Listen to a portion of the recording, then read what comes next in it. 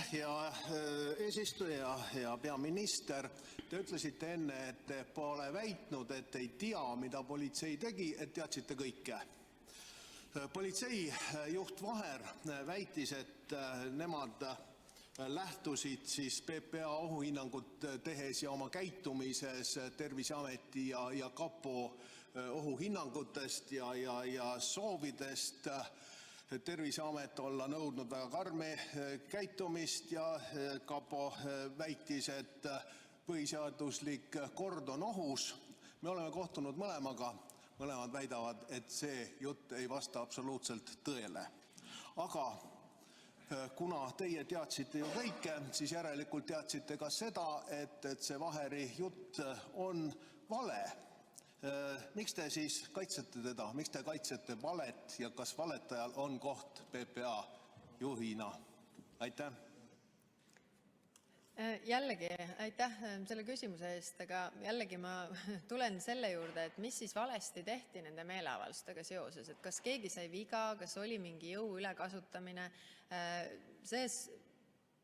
millest lähtub politsei oma otsuste tegemisel. Nad teevad ka ise ohuhinnanguid ja väga tihti on see ohuhinnang ka koha peal tehtud. Seda ei panda kuhugi kirja, sellepärast et koha peal tuleb otsustada, kas inimene on ohtlik või ei ole, kas see situatsioon on ohtlik või ei ole.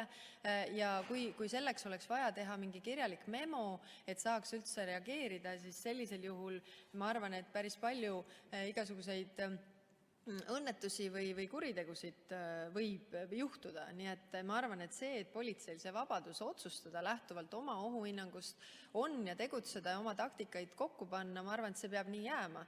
Ja jällegi, politsei tegutses ka näiteks kui võrrelda teiste riikide politseidega.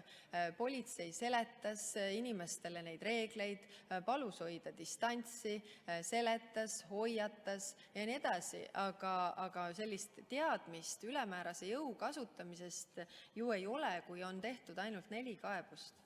Aitäh. Uno Kaskpeit, palun. Aitäh, härra eesistuja. Lugupeetud peaminister.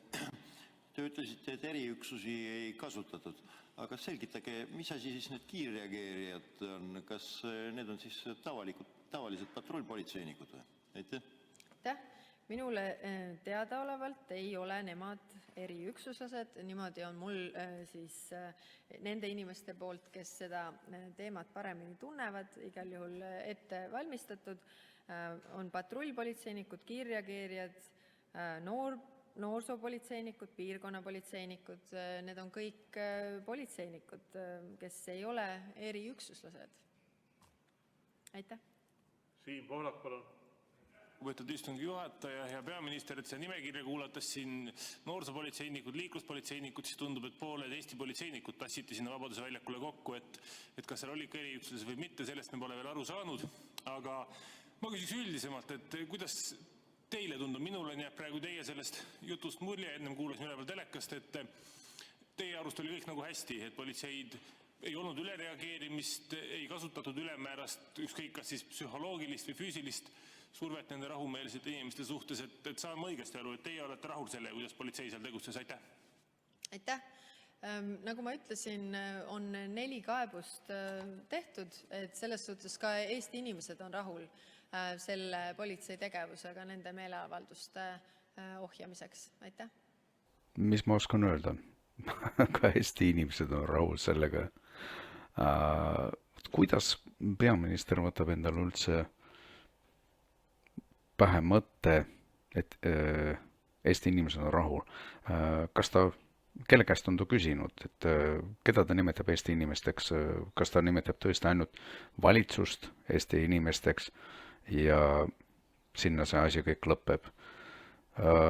Tihtipeale ja küsivad ja vastavad Riigikogu liikmed. Näiteks tuleb meelde kohe sotsiaaldemokraatlikust erakonnast meelde Indrek Saar, kes ka kunagi Riigikogu ees väitis, et rahvas ei taha referendumit. See on ju naljakas vale jälle. Väga lihtne on minna Riigikogu ette ja öelda rahvas ei taha või rahvas on rahul. Ma ei tea, kellelt nad on saanud selle õiguse öelda, rahvas on rahul või rahvas ei taha. Samas, kui neil oli isegi enamust, ma saan aru, et oleks neil parlamendis kohti üle 50, jah, siis võib ju öelda, et enamus rahvast ei taha, aga neil ei ole enamust, ütleme, sellest 101 kohast enamust neil ei ole. Nendel võib küll olla seal 20-30 kohta, aga see jääb ikkagi 101 kohast allapoole. Seega leian, et sellised valed, rahvas ei taha, rahvas on rahul, see on alatu. Vastik on vaadata seda valetamist Riigikogus ja valitsus, kes valetab ja vassib, oleks ammu aeg tagasi astuda koos inimestega, kes vastutavad politseitöö eest, inimestega, kes vastutavad valitsuse tegemiste eest. Need tuleks kõik minema lüüa sealt. Juba on kõrini sellest valetamisest ja loodan, et see varsti lõpeb ja sellised parteid tuleks kaugel hoida riigivõimust. Selline on minu arvamus ja sõna on siiani vaba.